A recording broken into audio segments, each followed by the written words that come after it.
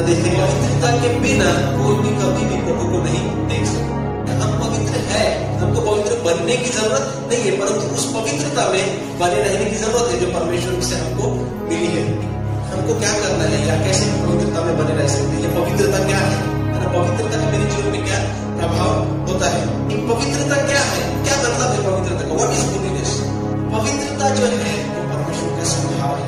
अगर आप पवित्रता में बने रहना चाहते हैं, पवित्रता में चलना चाहते हैं, अपनी शारीरिक अभिलाषाओं को खत्म करो और आत्मा में आज्ञा पालन में चलने की कोशिश करो। आपकी जान की कीमत से ज्यादा पवित्रता आपको कीमती होनी चाहिए। और अंदर मुझे पसंद है प्रभु, लेकिन मैं पवित्रता को नहीं खोऊंगा। हालेलुया।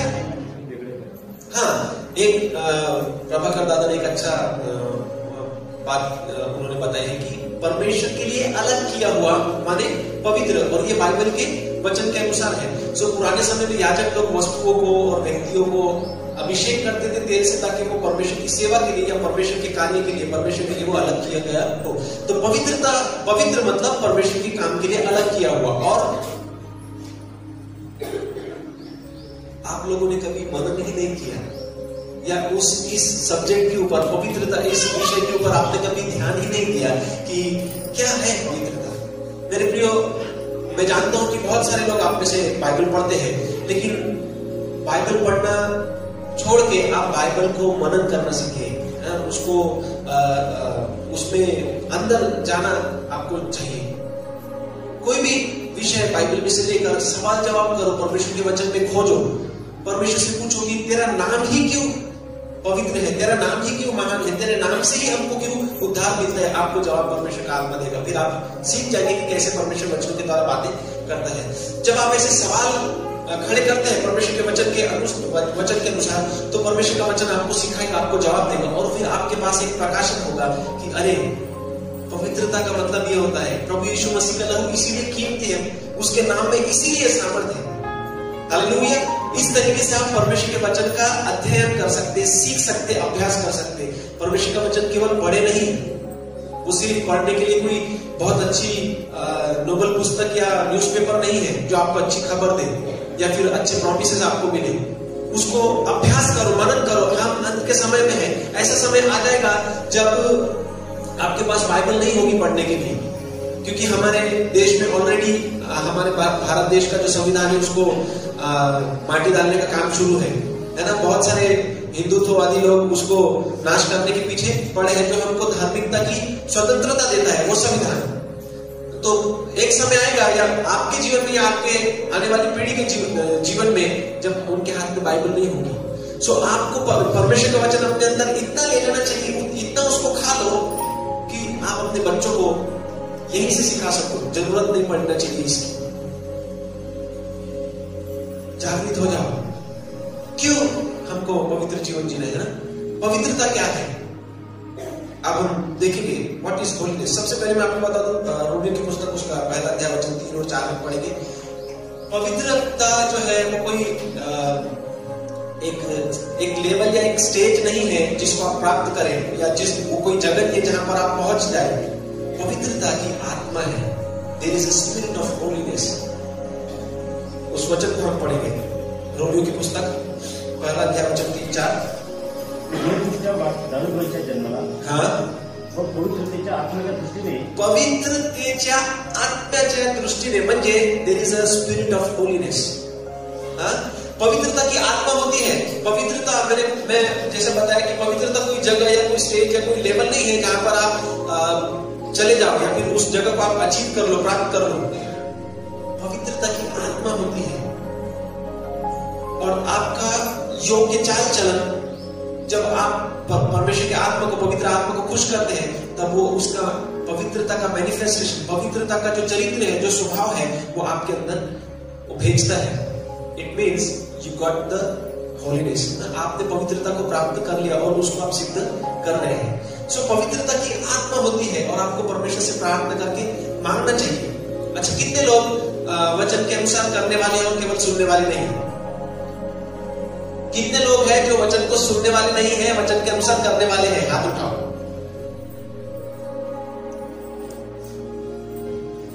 तो मुझे बताओ, जब इस साल का पहला संडे जब मैंने प्रचार किया था 2 प्रार्थनाएं बहुत महत्व की, जिससे आपका जीवन परिवर्तन होगा। आप सीखेंगे कि कैसे हमको मूसा के समान, हनोक के समान परमेश्वर के साथ चलना है।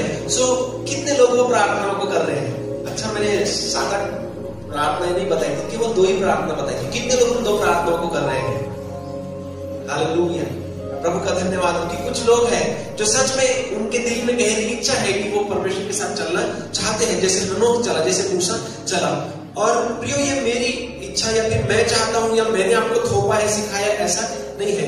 मैंने आपको परमेश्वर की इच्छा, परमेश्वर का वचन आपको प्रकट किया, आपको बताया है। आप चलना ना चलना आपके हाथ में है।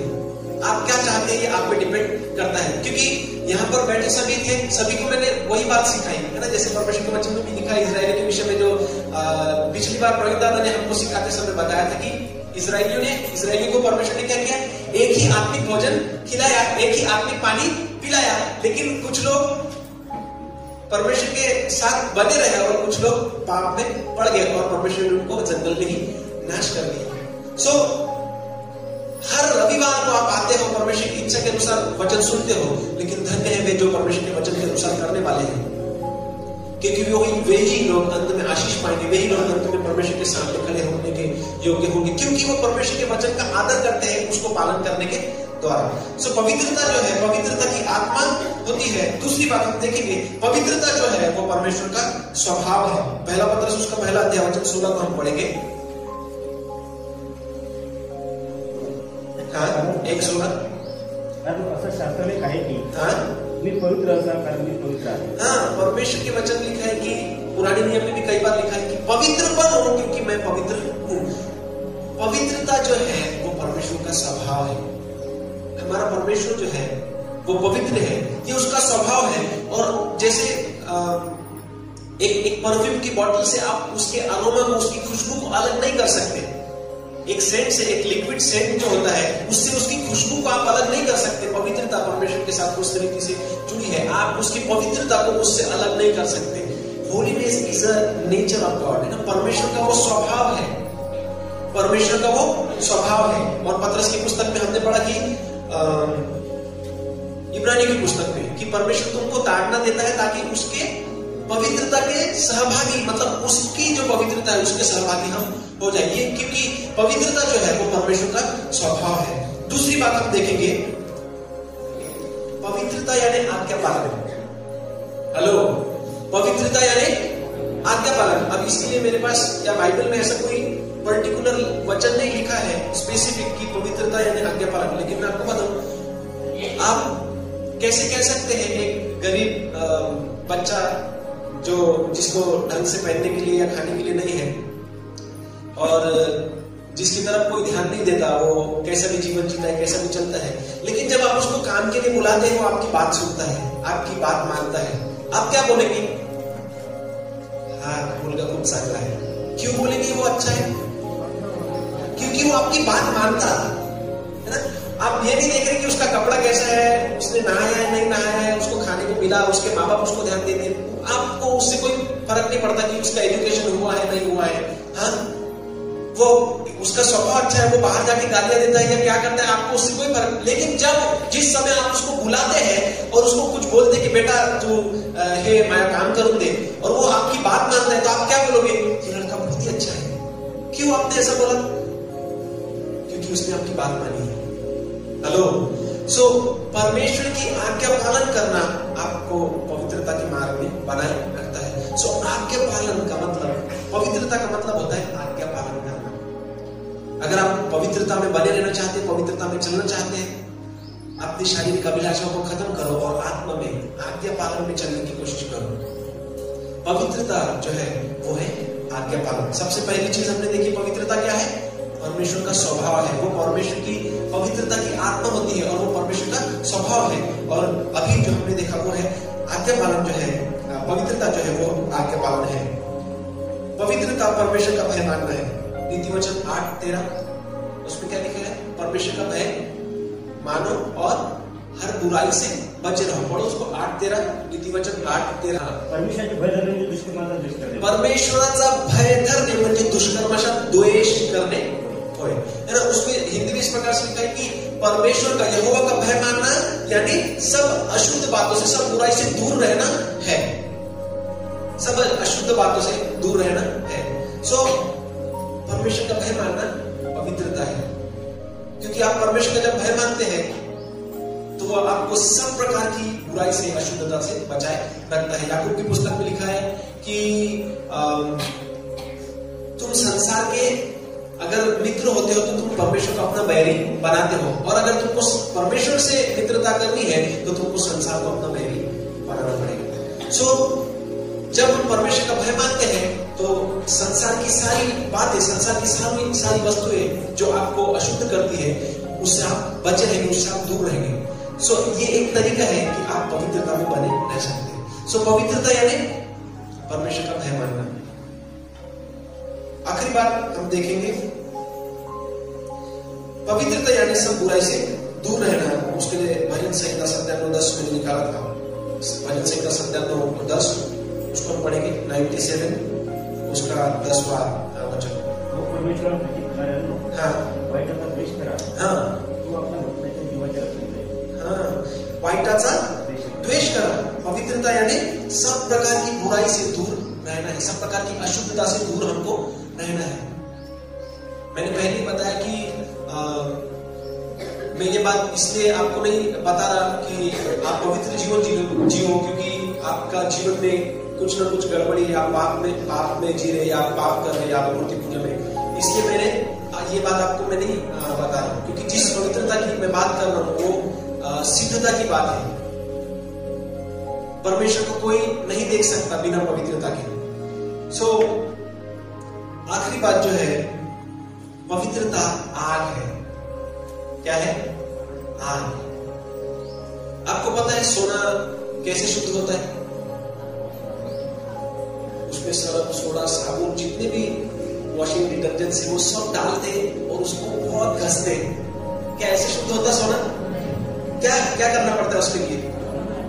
उसको आग की भट्टी में डाल देना पड़ता है और फिर वो पिघल के एक लिक्विड के समान हो जाता है, और उसकी जो अशुद्धता है वो ऊपर धूल के समान तैरने लगती है। और फिर सोनार क्या करता है कि एक चम्मच या कुछ ऐसी वस्तु से उस धूल को वो निकाल कर फेंक देता है और जाके उसको एक आकार में ढाल देता है और वो शुद्ध सोना बन जाता है। हालेलुया, शुद्ध सोना वो बन जाता है। आपको पता है परमेश्वर ने यशायाह को कैसे बुलाया, उसको कैसे पवित्र किया? यशायाह की पुस्तक उसका 6वां अध्याय हम निकालेंगे और उसमें हम वचन को पढ़ेंगे। मैं आप लोगों के लिए उस वचन को पढ़ता हूं। तब एक 6वां वचन आप ध्यान से सुनिए। तब एक सर्राफ हाथ में अंगारा लिए हुए, जिसे उसने चिमटे से वेदी पर से उठा लिया था, मेरे पास उड़कर आया। उससे मेरे मुंह को छू कर कहा, देख, इसने तेरे होठों को छू लिया है, इसलिए तेरा अधर्म दूर हो गया और तेरे पाप क्षमा हो गए हैं। परमेश्वर ने यशायाह को किस रीति से शुद्ध किया? वेदी पर से एक स्वर्गदूत ने, सर्राफीम जो होते हैं, उसने चिमटे से पकड़ के आग को उठाया और यशायाह के मुंह को छुआ दिया, उसको ऐसे लगा दिया और उससे कहा कि तेरा अधर्म जो है वो दूर हो गया, तेरी अशुद्धता जो है वो चली गई है। मैं आपको बताऊं, 1 से लेकर 5 अध्याय जब आप पढ़ते हैं, यशायाह को परमेश्वर के वचन प्राप्त होते थे। यशायाह को लगता था कि वो भविष्यवक्ता है, क्योंकि उसको परमेश्वर के वचन प्राप्त होते थे और वो दूसरों को बताते रहता था दोष, ये ऐसा है, वो ऐसा है ना, इजराइल में ऐसा पाप है, इजराइल में वैसा पाप है। लेकिन उसको घमंड था, उसको लगता था कि मैं परमेश्वर का, यहोवा का मैं भविष्यवक्ता हूं और मुझको परमेश्वर के वचन प्राप्त होते हैं और मैं धर्मी और पवित्र व्यक्ति हूं। लेकिन जिस समय परमेश्वर के साथ उसका इनकाउंटर हुआ, उसने बोला, हाय मेरे प्रभु, मैं अशुद्ध होठों का व्यक्ति हूं।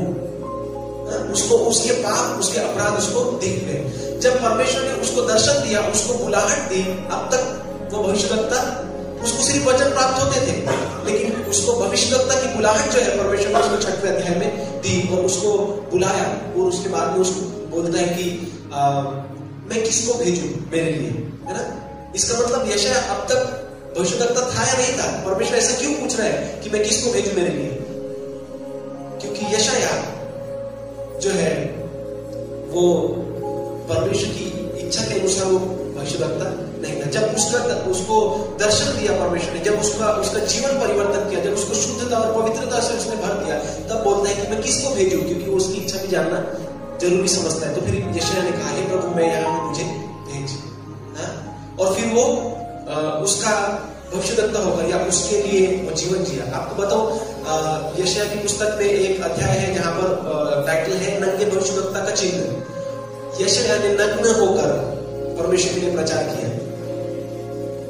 एक पॉइंट तक आज्ञा पालन उसने की कि उसने अपनी जो सेल्फ रिस्पेक्ट होती है, खुद की इज्जत होती है, वो भी उसने मायने नहीं रखना सोचा। नग्न अवस्था में होकर उसने परमेश्वर का वचन प्रचार किया, आज्ञा पालन, क्योंकि वो जान गया था कि वो ही सच्चा और पवित्र परमेश्वर है। हालेलुया। सो पवित्रता जो है आग है, और जब परमेश्वर आपको पवित्र बनाना चाहता है, वो आपको आग से लेकर जाता है।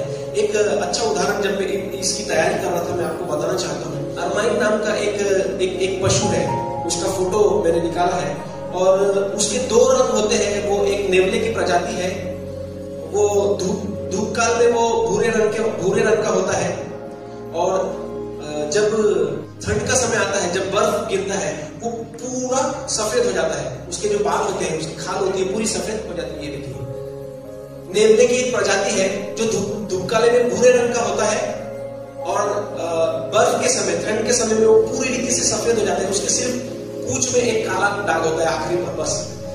सो आपको बताओ इस जानवर का, क्योंकि चमड़े की बात है या फिर उसकी खाल की बात है, लोग इस अरमाइन नाम के जो जानवर है, जो नेवले की एक प्रजाति है, उसका शिकार कैसे वो करते हैं। तो जब वो मैं आपको बता दूं, ये हमारे इंडिया में नहीं मिलता, जहां पर ठंडी जगह है, जहां बर्फ होती है हमेशा, उस जगह पर वो मिलता है। और ये पहाड़ों पर और पुराने जो झाड़ होते हैं, जो दरार होती है जिसमें, वहां पर वो रहता है। हमारे यहाँ हम नेवले देखते हैं बिल बनाकर या घर बनाकर वो रहते जमीन में गड्ढा खोदकर, लेकिन ये उस प्रकार का नहीं है। सो जब शिकारी इसका शिकार करने के लिए आते हैं, वो क्या करते हैं, जब ये बाहर होता है शिकार के लिए, बड़े चूहे होते हैं, वो ये उसका शिकार करता है, तो वो उसके घर में जाके सब प्रकार की कोई गंदगी उसको लगा देते हैं, और फिर बाद में वो उसका पीछा करते हैं। और ये जो जानवर है, उसके लिए एक ही सहारा है, एक ही आसरा है, वो है उसका घर। वो दूसरी जगह छुप कर नहीं भागता, क्योंकि उसको पता है कि मैं कहीं और नहीं छुप सकता, क्योंकि मुझको मार दिया जाएगा। वो कोशिश करता है कि भागकर उसके घर में तुरंत जल्दी से जाकर घुस जाए, लेकिन जब वो जाकर देखता है कि अरे यहाँ तो ये सब गंदगी लगी है, और मैं अपना मैंने ये जो सुंदरता जो पाई है, ये जो सफेदी मैंने पाई है प्रकृति से, परमेश्वर की कृपा से, उसको मैं गंदी नहीं करना चाहता। तो मैं आपको बताऊं, वो अपने शुद्धता को न खोने के कारण वो पकड़ा जाता है, मारा जाता है। वो अपने घर के अंदर नहीं जाता। सो आपकी जान की कीमत से ज्यादा पवित्रता आपको कीमती होनी चाहिए ना। हमने शुरुआत में गीत गाया हार यीशु, उसमें क्या लिखा है, पवित्रता ही नींव हमारी, हम उस पर कुर्बान। पर क्या सच में हम पवित्रता के लिए खुद को कुर्बान करते हैं? हेलो, क्या पवित्रता के लिए हम खुद को कुर्बान करते हैं? अब तक नहीं करते होंगे मेरे प्रिय, परंतु हमको पवित्रता के लिए कुर्बान करना चाहिए खुद को। आपकी शारीरिक अभिलाषाओं को आप खत्म करो। आपके मन में जो आनंद देने वाली वस्तुएं, जो आनंद देने वाली बातें हैं, अगर वो परमेश्वर के सामने आपको खराब करती है, आपका स्वभाव आलसी आपको अगर बनाती है, तो उसको निकाल फेंको। मरना मुझे पसंद है प्रभु, लेकिन मैं पवित्रता को नहीं खोऊंगा। जैसे उस जानवर की ये बात है, कुछ समय के लिए उसकी 4 महीने 6-8 महीने के लिए उसकी वो सुंदरता, वो सफेदी होती है, लेकिन शिकारी उसकी खाल के लिए या उसके बाल के लिए वो उसको शिकार करते हैं। और उसका शिकार करने का तरीका इतना आसान, घर जाके उसके घर में गंदगी लगा तो वो अंदर नहीं जाता और उसको पकड़ लेती है और उसको मार डालती है। हमारे जीवन में भी हमने पवित्रता के लिए ऐसे खोजी, ऐसे लड़ाई होना चाहिए। जिस पवित्रता की हम बात कर रहे हैं, उसके प्रभाव हमारे जीवन में क्या होते हैं? What is this effect of holiness? जब आप पवित्रता में चलते हैं मेरे प्रियो, आप शैतान का हमारे जीवन में कोई अधिकार नहीं होता है। आपको पता है, मैं वचनों में आपको रेफरेंस दे देता हूं, आप घर जाकर पढ़िए। यूहन्ना रचित सुसमाचार उसके 14 अध्याय में 30 वचन में यीशु मसीह कहता है कि इस संसार का सरदार आता है और मुझ पर उसका कोई अधिकार नहीं। हाँ, शैतान जो है इस संसार का सरदार है और यीशु मसीह ने बोला कि वो आता है और मुझ पर उसका कोई अधिकार नहीं। क्यों? क्योंकि प्रभु यीशु मसीह का चाल चलन जो है वो परमेश्वर की इच्छा के अनुसार वो था। वो पवित्र जीवन जीता था। बाइबल में लिखा है कि ढूंढने पर भी एक भी अपराध उसमें नहीं मिला। इसका मतलब हमारा प्रभु यीशु मसीह शुद्ध था, पवित्र था पूरी तरीके से। जब आप पवित्रता में चलते हैं तो शैतान का आपके जीवन पर कोई अधिकार नहीं होता है ना। कोई अधिकार आपके जीवन में उसका नहीं होता। और फिर पवित्र चाल चलने के द्वारा परमेश्वर के अधीन आप होते हैं, है ना। और परमेश्वर के वचन लिखा कि शैतान को अड़ाओ तो तुम्हारे पास से भाग निकलेगा। मैं आपको बताऊं एक्चुअल में क्या होता है जब आप पवित्रता में चलते हैं। क्योंकि शैतान की कोई बात अगर हमारे जीवन पर है तो वो उसके लिए एक अपॉर्चुनिटी, एक चांस, एक दरवाजे का काम वो करता है, एक फट का, एक दरार का काम करता है। पीपल और बर्ड का जो पेड़ होता है वो कोई बिल्डिंग में या कहीं पर भी उसके पेड़ उग जाते हैं। कैसे उगते? क्या दीवार पर भी कोई भला पेड़ों के बीच हो सकता है? उसकी जो धूल होती है, उसकी जो बारीक कनक होता है ना, वो हवा से बारिश के समय उड़ के कहीं आया और वो चिपक गया और वहां पर वो पनप जाता है बिना पानी बिना मिट्टी के।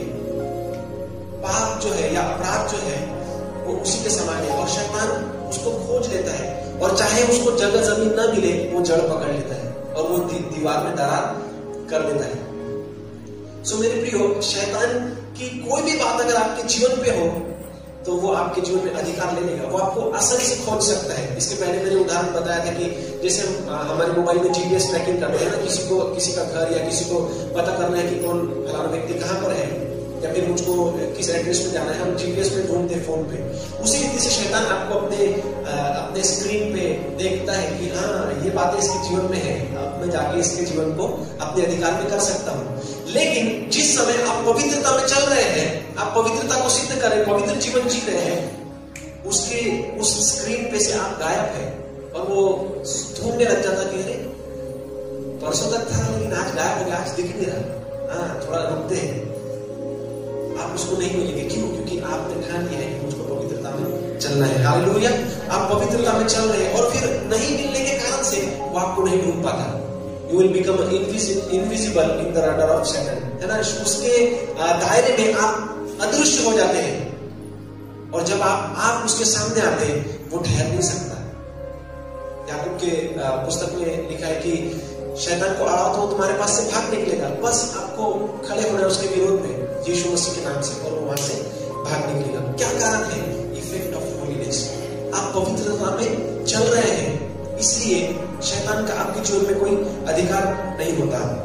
दूसरी बात हम देखेंगे, आप आग बन जाते हैं। क्या बन जाते हैं?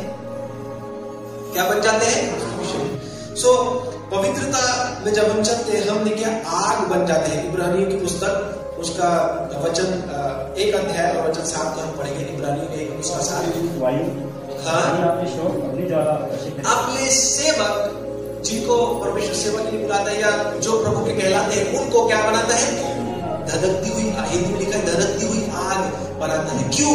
क्योंकि उसके सेवक खुद को खत्म करके, खुद को मार के, है ना, पवित्रता में चलना सीख कर, पवित्रता में जीवन बिताकर वो आग के समान बन जाते हैं। मैं आपको बताऊं, ऐसा कुछ भी नहीं दिखता, लेकिन जब आपकी आत्मिक आंखें खुलेगी, जब आप आत्मिक संसार में देखेंगे, आपको आंखों में, मुंह में, हाथों में, पूरा शरीर, पूरा इंसान आपको आग के समान दिखेगा। आप एक आकृति देखोगे आग की, आप इंसान के आत्मा को नहीं देख सकते। जब यूहन्ना को प्रभु यीशु मसीह का दर्शन हुआ प्रकाशित वाक्य में, उसने क्या देखा? एकदम सफेद झक व्यक्ति, वो आकृति देखता था उसकी, उसको ठीक से दिखाई नहीं देता था कि कैसा वो है। उसको कुछ वस्त्र दिखते थे, उसको हाथों में चिन्ह दिखते थे। उसने वर्णन किया कि उसकी आंखें आग के शोले के समान, उसके मुंह से दोधारी तलवार निकलती है। जब आप पवित्रता में चलते हैं आप आग बन जाते हैं। मैं आपको बताऊं, मैंने पता है कि पवित्रता क्या है, आग है। क्यों पवित्रता आग है? क्योंकि आग में आप कुछ भी डालो, वो अपना फॉर्म जो है, अपना जो स्वभाव है जलाना या अपना चरित्र जो है, वो उसको नहीं खोता। वो आपको जलाकर अपने समान बना देगा, लेकिन खुद बुझकर दूसरों उसके समान नहीं हो जाएगा। पवित्रता जो है वो आग है, वो आग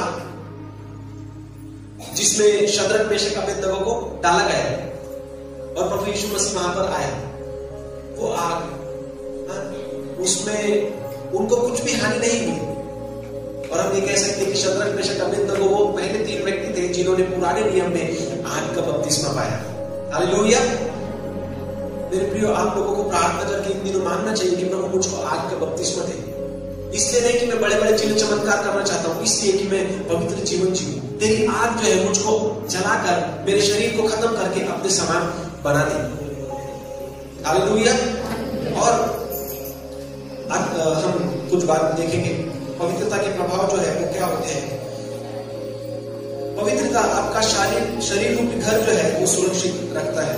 दानियल की पुस्तक अगर आप पढ़ते हैं 16 वचन में, उसमें लिखा है दानियल, शद्रक, मेशक, अबेदनगो जो है वो उस राजा के प्रधान से विनती करते हैं कि हम लोग राजा का खाना खाके मांस और दाखरस और दाखमधु पीकर हम अशुद्ध नहीं होना चाहते, इसलिए तो क्या कर हमको सादा पानी और साग पात दिया कर। तो उसने बोला कि अगर तुम ऐसा करोगे तो राजा मुझको मार डालेगा। तो उसने बोला कि तू हमको 10 दिन तक का फर्क हमको चेक कर, अगर हमारा चेहरा, हमारा जो दिलडौल है, हमारा शरीर जो है, अगर राजा का भोजन करने वाले लोगों से अगर वो अच्छा है तब तो तू हमको यही दिया कर, अगर नहीं तो तेरे जी में जो आए तो हमसे कर। मैं आपको बताऊं प्रियो, उन्होंने पवित्रता में चलना उन्होंने चुना। उन्होंने ये नहीं सोचा कि अरे चलो ना क्या होता है, एक बार अपने देश में थे, इजराइल में, तब तक हम खाते थे, परमेश्वर का भय मानते थे। अब क्या हो गया, अब अपने को यही मिल रहा, अपन बंदी गृह में है, अपन गुलाम है, अपने को जो बोला वही करना पड़ता। उन्होंने वो नहीं किया, उन्होंने भूखे रहना पसंद किया। उन्होंने बोला कि हमको सादा ही भोजन दो। उन्होंने मरना तक पसंद किया।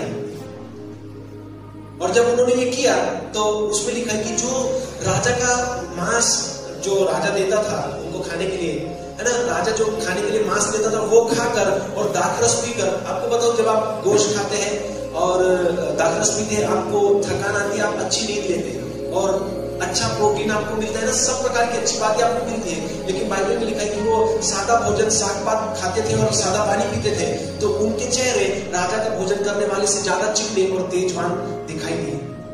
और फिर वो राजा के प्रधान ने क्या किया, उनको वही साग पात, पूरे जीवन भर उनको साग पात दिया। क्यों? क्योंकि उन्होंने पवित्रता को चुना, उन्होंने अशुद्ध होने को नहीं चुना। हो सकता है शद्रक, मेशक, अबेदनगो और दानियल के साथ में इजराइल में से आए और भी जवान होंगे जो उनको बोल जाओगे, अरे क्या फायदा इसका, तुम सादा खाना खा रहे हो, अरे खा के देखो एक बार यार, क्या मजा आता, क्या टेस्ट है ना, उनको ललचाते होंगे। लेकिन उन्होंने अपने परमेश्वर का आज्ञा पालन करना उन्होंने चुना, उन्होंने पवित्रता में चलना उन्होंने चुना। उन्होंने थोड़े समय के सुख के लिए अपनी पवित्रता को खो देना उन्होंने नहीं चुना। हालेलुया।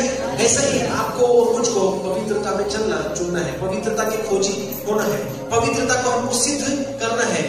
हमारा प्रभु यीशु मसीह नहीं आता तब तक हमको पवित्र जीवन जीना है, पवित्रता में हमको बने रहना है। जब आप ऐसा करेंगे तब आप उसके सिंहासन के सामने खड़े होने के योग्य हो जाएंगे। हालेलुया। आखिरी बात हम देखेंगे, कैसे हमको पवित्र जीवन जीना है, हमको क्या करना है कि हम पवित्रता की खोज कर सके, हम पवित्र बन सके। तो परमेश्वर के वचन को मनन करें। मैंने पहले ही बताया कि आप परमेश्वर के वचन का अभ्यास करें, क्योंकि परमेश्वर का वचन क्या करेगा, आपको उसमें चलने के लिए मदद करेगा ना। भजन संहिता में लिखा है, दाऊद बोलता है कि जवान अपने चाल चलन को किस उपाय से शुद्ध रखे, तेरे वचन के अनुसार सावधान रहने से। तो अगर आप पवित्रता में जीवन जीना चाहते हैं, अगर आपको पहचान नहीं कि पवित्रता यानी क्या होता है, पवित्रता में कैसे चलते हैं, आपको कोई उत्तेजन देने के लिए कोई आपके पास उत्साहित करने वाली कोई कहानी या कोई बात आपके मन में नहीं, तो आप पवित्र जीवन जीने के लिए निरुत्साही हो जाएंगे। इसलिए परमेश्वर के वचन को मनन करें, परमेश्वर के वचन को आप पढ़ें। जितना ज्यादा आप परमेश्वर के वचन को मनन करेंगे, जितना ज्यादा परमेश्वर का वचन आप में होगा, आपका जीवन परमेश्वर के वचन के अनुसार हो जाएगा। हालेलुया। दूसरी बात हम देखेंगे, उपवास ठहराओ, उपवास ठहराओ, प्रार्थनाएं करो, प्रार्थनाएं करो, प्रार्थना नहीं।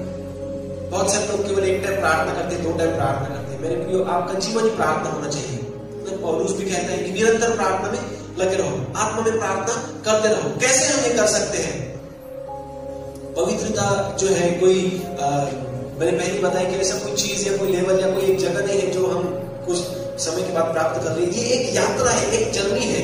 आपको कंटिन्यूसली हर दिन उसमें चलते रहना है। जितना ज्यादा आप अपने पिता की परमेश्वर की संगति करेंगे, उतना ज्यादा उसका स्वभाव आपके अंदर आता जाएगा। और हमको पता है परमेश्वर के वचन लिखा है कि जो जिसकी संगति करता है वो उसके समान हो जाता है। हालेलुया।